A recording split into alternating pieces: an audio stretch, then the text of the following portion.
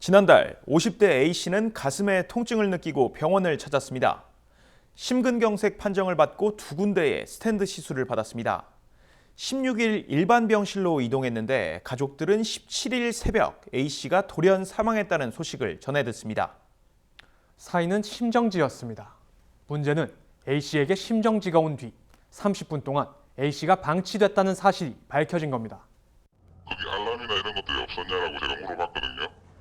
아무래도 알람 소리하고 화면에 이제 모니터에 빨간 불빛이 반짝반짝 뜬다고 하시더라고요.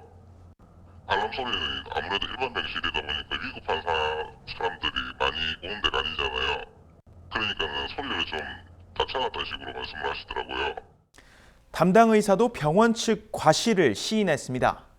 옆에서 계속 보는 사람이 없는 상태고, 그다음 보통은 병실에 여러 환자들이 있을 테니까 그런 환자들이 있으면 이상한 소리가 나거나 이상하면 빨리 감지를 할 수 있는, 옆에 누가 있었으면 사실은 조금 더 발견할 수 있었을 거라고 생각을 하는데, 모니터링을 달고 있는데도 사실은 그때 간호사들 다른 라운딩을 하는 중이니까 그게 좀 늦었다, 저는 좀 늦었다 생각을 하거든요. 좀 더 빨리 했으면 뭔가 이렇게 CPR도 빨리 조금 더 하고 그렇게 했으면 어땠을까 이런 생각 사실 듭니다. 근데 한순간에 가장을 잃은 유가족은 피해 보상을 요구했고 병원 측은 최종 4천만 원을 제시했습니다. 과실에 대한 보상이 아닌 도의적 책임이라는 점을 강조했습니다.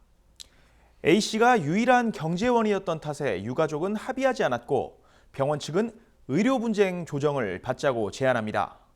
선생님의 의견하고 저희 쪽의 의견하고 좀 갭이 있잖아요. 그래서 요거를 제 생각인데 저번에도 안내를 해드렸지만 객관적이고 공정하게 판단을 받아보겠다라고 한다면 한국의료분쟁조정중재원이라고 하는 공공기관이 있습니다. 공정하고 객관적으로 이제 판단을 받아볼 수 있는 절차니까. 하지만 의료 분쟁 시 피해자가 의사나 병원 측의 과실을 입증하기는 쉽지 않습니다.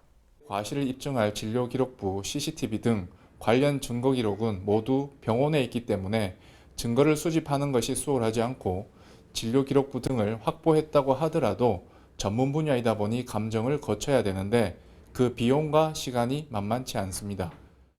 한쪽에서는 의료분쟁조정위원회에 맹점이 있다는 목소리도 나옵니다.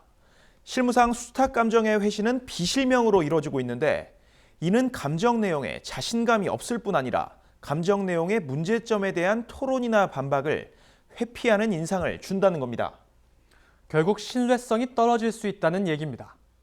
한국의료분쟁조정중재원 감정서를 보면 누가 감정을 했는지 알 수 없는 것은 물론 감정서를 작성한 감정위원 중 누가 어떤 의견을 개진했는지 알 수조차 없어 감정서 내용에 대해 토론이나 반박이 불가능하므로 감정서 내용을 있는 그대로 믿기에는 한계가 있다고 생각됩니다. 갈수록 증가하는 의료 분쟁 사고, 수많은 피해자들이 발생하고 있지만 합리적 해결을 위한 법적 제도적 장치는 미비한 게 사실입니다. 피해와 고통을 당하는 이들이 구제받을 수 있는 현실적인 개선책이 필요해 보입니다. 지금까지 화제인 이슈 탐구생활이었습니다.